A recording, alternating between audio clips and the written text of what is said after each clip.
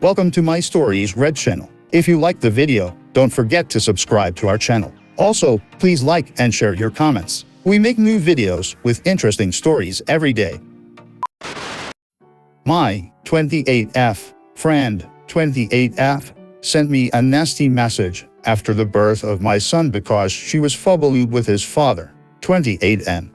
One of my best friends, called Beth, introduced me to a man called David when we were 19. I was instantly attracted to David, and David apparently as attracted to me. We didn't act on it because David and Beth were FWB. David decided he didn't want to be with Beth, and they stopped sleeping together. A few months later, Beth meets Harry. They are super serious, super fast, and she's pregnant 6 months later. Harry and Beth have a rocky relationship but get married. They've now been married 5 years. I run into David after Beth and Harry get married. We talk, we kiss and that's it. I don't pursue David. David pursues me like crazy and wants to be together. I turn him down and stay single. Well, last year David and I decide to date. Very happy relationship that we both decided to keep quiet because in just private.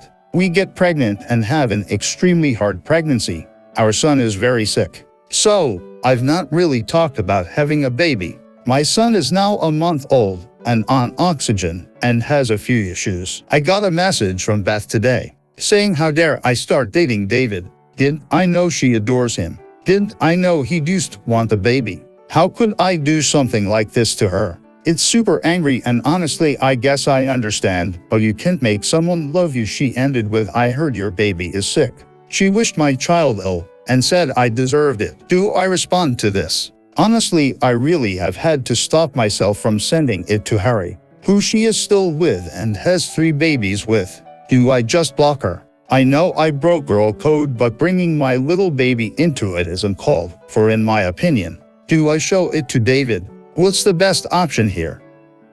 Comments. She sounds like a horrific person. You're giving her way too much credit with all your moments of understanding her side. Cut her out. There is absolutely no room for someone like that in your life, now or ever again. I wish you, David, and your baby complete health and happiness. I consider girl code voided if the girl has been married to someone else for several years. I've been told that I'm wrong about this, but it seems like madness to call dibs on someone when you have a family with someone else. A decade later and married plus kids with another guy, yet she is still bitter about David not being seriously interested in her. To the point she is dangerously angry and unable to self-control, publicly voiced threats to your baby. Whatever is going on with her, she ain't right in the head. Absolutely, your partner needs to know. Someone has threatened this baby too. At a minimum, you now have a serious drama with a crazy person in your social group.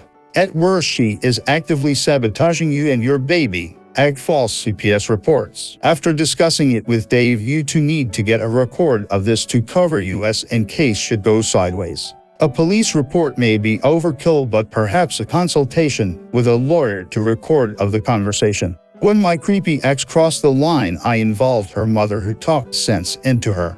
Or at least made painfully my flesh-eating lawyers were about to ruin her life. Either way, she never harassed me again. You probably should tell Harry both so he can restrain her and not be completely surprised if she does something seriously stupid, which is obviously the risk here. AITA for telling my wife I shouldn't be poor each month while she still has a ton of money.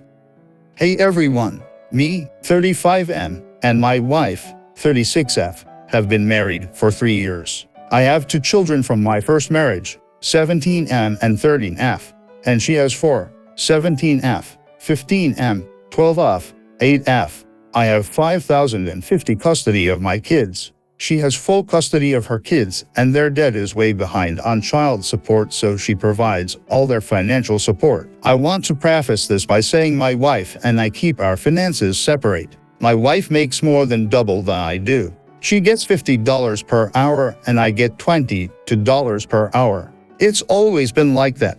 We agreed when we moved in together we would split the bills equitably based on our incomes. She ended up covering basically all household expenses, mortgage, utilities, cable, internet, food, etc. I would cover 1 week's worth of groceries and my car payment, car and motorcycle insurance, gas, cell phone, vapes, etc. This all changed when I wrecked my car earlier this year. I went shopping with my wife for a new car and really wanted an SUV. My wife made me look at cars too because they're a lot cheaper, but I had my mind set. When we sat down to finance it, they told me my payments would be about $850 a month versus about $380 a month for the car. I decided on the SUV, and my wife seemed pissed. Anyway, my insurance readjusted after the accident, and with my car payment and other expenses, I barely have $100 in expendable income each month. My wife has fun money and still throws a lot into savings and projects around the house. I was speaking about being frustrated about this with my sister, and she mentioned that a sign of financial abuse is limiting access to household money. So I approached my wife and said I wanted to combine our accounts, that I shouldn't live like a pauper while she has money to throw around, and she told me that it was my own decisions that led me to not have a lot of disposable income, and that if we wanted to discuss a budget for fun money for each of us, we could. I got really upset and told her it isn't loving or right for her to have so much left while I barely have 2 pennies to rub together. Things got heated, and I am staying at my sister's for the weekend. I don't think wanting things to be even is so wrong, but my wife is kind of right that if I got a cheaper car, I would have more money. So AITA.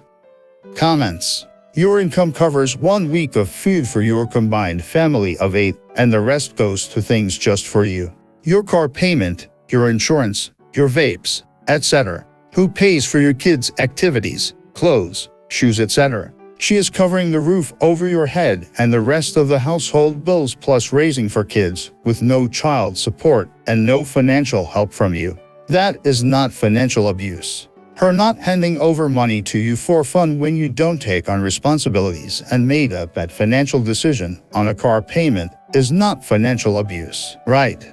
I noticed his list of contributions felt very one-sided. He wants to be a sugar baby without admitting it. I often question why married couples keep separate accounts. Just seems like a pain in the arse to me. But I can absolutely see why his wife wouldn't want to give him free access to their money here. Edit. I don't care that people keep separate accounts or why. Lol. My point was more that it's easy to see why it's the case here. It makes a massive amount of sense to me for couples, even married ones, to keep at least some of their finances separate. Most of the couples I know either keep all their finances separate and just pay in equally for things they both need, or they keep most of their finances separate but have one shared bank account as well, which is for their contributions for bills, holidays, and any other thing that they need or want to put money in together for. Just because you're a couple doesn't mean every penny you earn needs to be shared with the other person, and especially not when the other person has proven themselves to be incredibly financially irresponsible, unselfish, like the op here.